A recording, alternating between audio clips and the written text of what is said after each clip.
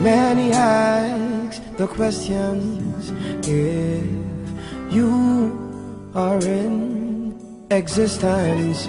I can hear a son ask why his mother has to suffer as he saw her dying with cancer. Jesus, a sister cried, saw her brother in a casket, held his cold hands, but still there's no answer. Jesus, how you made the world, how you made the sea, who next will leave, I have no answer. That's why you are God. I believe you knew before it happened. Yes, Lord, I believe that you did a miracle. Lord, I believe if I obey, I will die in your will. Please help me to sit and be still. Jesus, help me to walk in your will.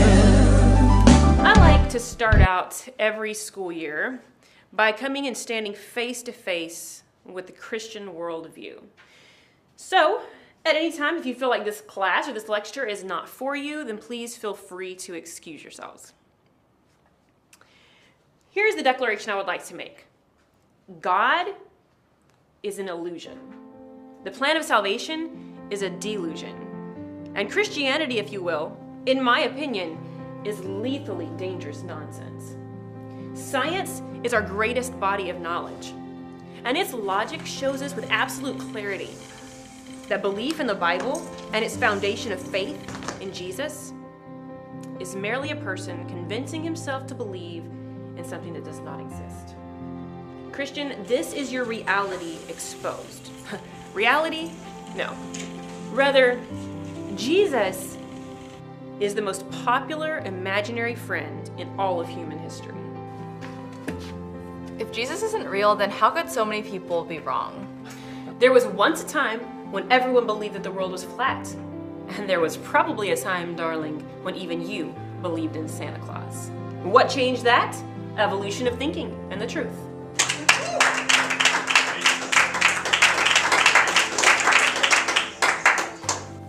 Do you have something to say?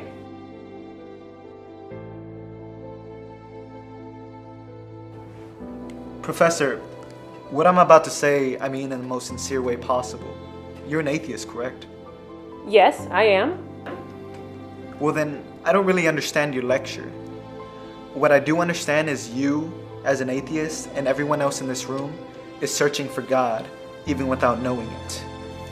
If that isn't true and God doesn't exist, then my question to you would be, who are we arguing about? Because if you were to say God, then it would defeat the purpose of your lecture. I believe Christians have been deceived. God is a delusion. And as a result, Jesus has become the world's most popular imaginary friend. Professor, whether you believe in the Bible or not, Jesus is not the world's most popular imaginary friend. History itself proves that Jesus Christ is the most influential person to ever walk the face of this earth. Influential, yes, but if he is the Son of God, and if God is love, like all you Christians claim that he is, then why is there so much evil in the world? I don't think that question disproves God's existence more than it actually proves it. Because if you say that there is evil, then I assume you believe there is good, correct? Right. And if there is good and evil, then there must be a moral law, the basis on which you can differentiate the two. Sure. And if there is a moral law, then there must be a moral lawgiver. But this is the person that you're trying to disprove. So if there is no moral lawgiver, there can be no moral law. If there is no moral law, there is no good.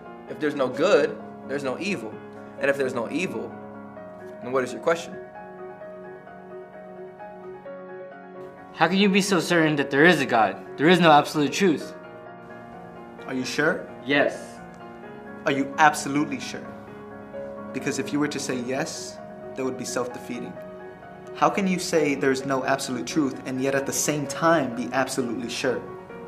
Actually, I think what he means is this. Not one person can have all the knowledge. Not one religion can have all the truth. By saying that, do you realize you are claiming the very knowledge that you say no one can have? Everything in this world is meaningless. You don't mean that. Yes, I do. I'm assuming what you're saying is meaningful. So how can everything be meaningless? If everything in life is meaningless, then what you just said means nothing. You all do realize that it actually takes more faith to not believe in God than it does to believe in Him. How so? Well, who created the stars? Now you see, wouldn't it just be easier to say God? Everything in existence is a cause of evolution or evolving. If not, how do you explain so many different types of races, nationalities, languages, and colors? I think you're asking the wrong question, because what you're implying is that there are things within this universe that simply evolved from nothing, that they just came into existence. That's like saying this pencil simply came into existence, which we all know is not true. There had to be something outside of this pencil in order for it to be created. The pencil cannot, in and of itself, explain its own origin. Prior to the pencil, we must conclude that there was a mind to think of it and that there were hands to create it. It didn't just evolve or come into existence. Logically, the question then becomes not how did we get so many different types of pencils, shapes, sizes, and colors, but who created the pencil to begin with? That's good. So you're saying that everything has to have a reason for existence. Someone created the pencil, someone created the fish, someone created the universe, right? Yes, ma'am. Great. Then tell me, who created God? There is no argument there. If God were a being, then it would need an explanation. The column cosmological argument is whatever begins must have a cause, because anything that comes into being must have a cause for its being. God is eternal and is not a being. And if God is not a being, then He doesn't need a cause. The greater question is not who created God, it is can eternity exist? And since you and I can't be absolutely sure, the only logical conclusion would be that eternity, at least, is possible.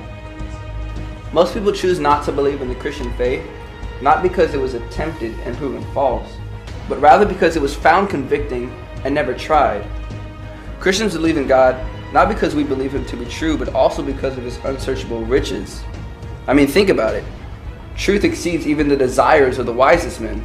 If our greatest truth were as simple as logic, why do we marvel at new discoveries within our universe every day? Some of the wisest men in history have spent centuries searching for an end of our universe's information.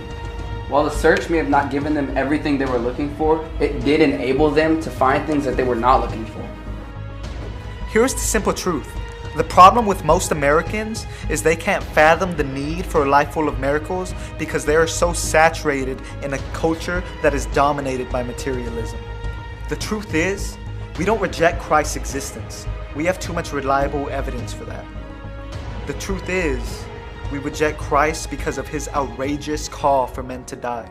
If Christ's objective is for us to put to death our own desires and become selfless so that we can save the broken, what need do we have to be like Him if our only concern is for ourselves? Examine yourselves. Reevaluate your belief systems. You just might see that the more someone tries to disprove facts, the more that it proves them true. The truth is, if there was no God, there would be no atheists. Just as if there were no objections, there would be no protesters. If you've never been to Saudi Arabia, it doesn't mean that it doesn't exist. It just means you're one choice away from your own personal experience. Okay, that'll be all. Class dismissed.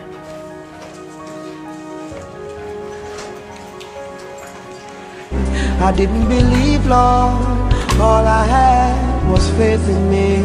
Oh, my faith is not determined by the toughest situation, but how I needed you without a tribulation.